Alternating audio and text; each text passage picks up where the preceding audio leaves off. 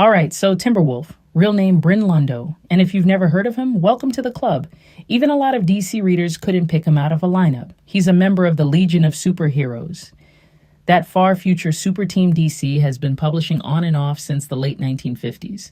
Bryn first showed up in 1964 in Adventure Comics number 327, though at the time he wasn't called Timberwolf.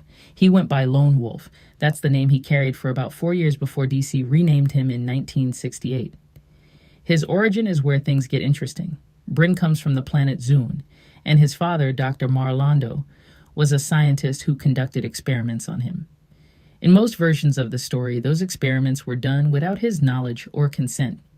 The result was a kid who grew up with enhanced strength, speed, reflexes, and senses. Now here's the part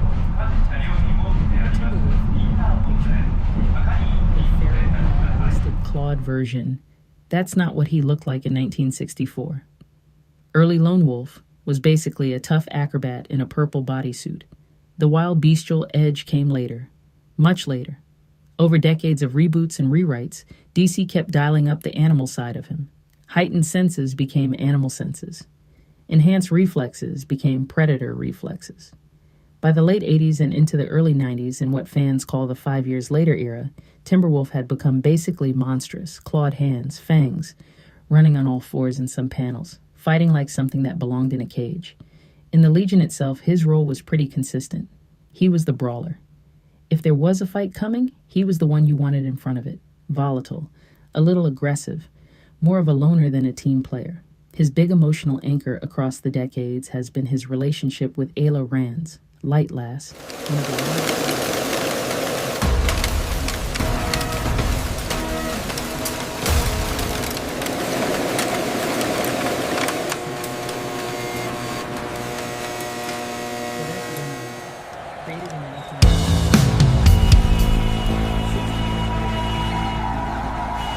a character whose look and personality drifted decade by decade into something a lot of you are about to find very familiar.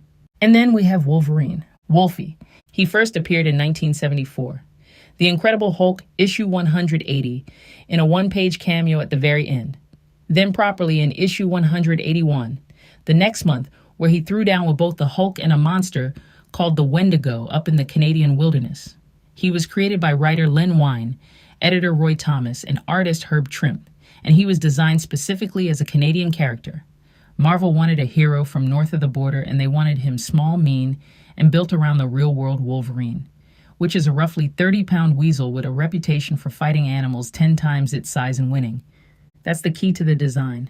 Not a wolf, not a big predator. A small, vicious animal that punches way above its weight. That's Logan. He was a minor character for about a year. Then in 1975, Giant Size X-Men #1 brought together a new international team. Storm, Nightcrawler, Colossus, Thunderbird, and Wolverine. And from that point on, he was an X-Man. And once Chris Claremont got hold of him, everything changed.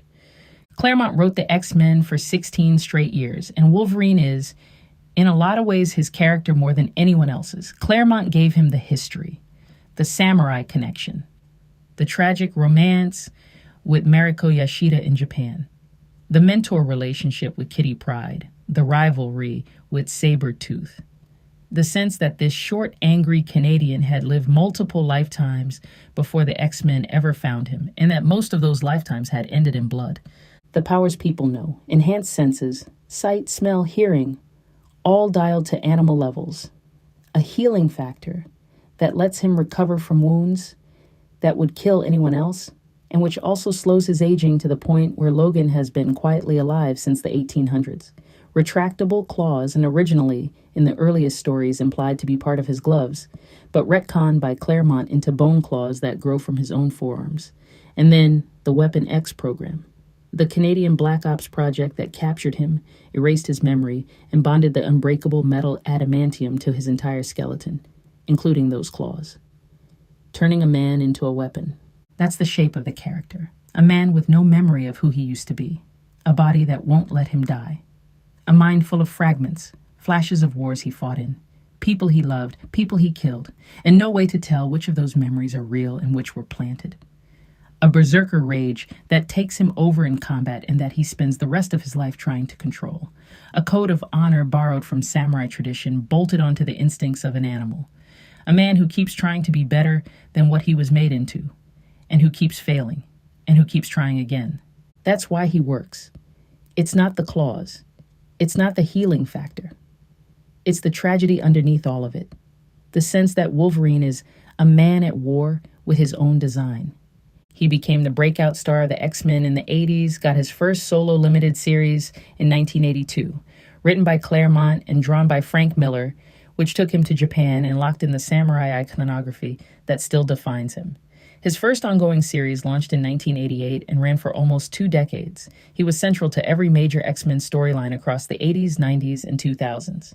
The animated series made him a household name for a whole generation of kids in the mid-90s. And then in 2000, Hugh Jackman put him on screen, and Wolverine stopped being a comic book character and became a cultural fixture, a run that went for 17 years across 9 films before Logan in 2017 gave him what most people consider the definitive ending, and then Deadpool and Wolverine brought him back anyway in 2024. So that's Logan, created in 1974, 10 years after a certain other Claude Loner debuted over at DC, took about a decade to become iconic, another decade after that, to become a superstar. And now, 50 years on, he's one of the most recognizable fictional characters on the planet, a short, angry Canadian built around a 30-pound weasel, carrying the weight of every life he can't remember. Which raises a question worth sitting with. How does the guy who came second end up owning the archetype? So, the basic premise, or really what we want to get from what has been said up until now, is that there really is nothing that Marvel took from DC. In fact, unfortunately, the evidence shows... So the evidence actually shows the contrary. The evidence shows the opposite. So after the appearance of Wolverine in the 1970s, Timberwolf was actually retconned to look and behave similar to this new character Wolverine. So it's actually DC that put in a retcon and not the other way around. Tu as peur de me faire confiance? Peut-être. Alors voyons. Pas ici. Trop de monde. Alors quand? Quand tu seras prête. No. Meet TalkFlow.pro, the language app that lets you choose any 2 languages, free. Pick them and start talking. How much is this? €5. €5. Instant translations, offline mode, and fun practice games keep you talking anywhere. 2 free languages. Goodbye.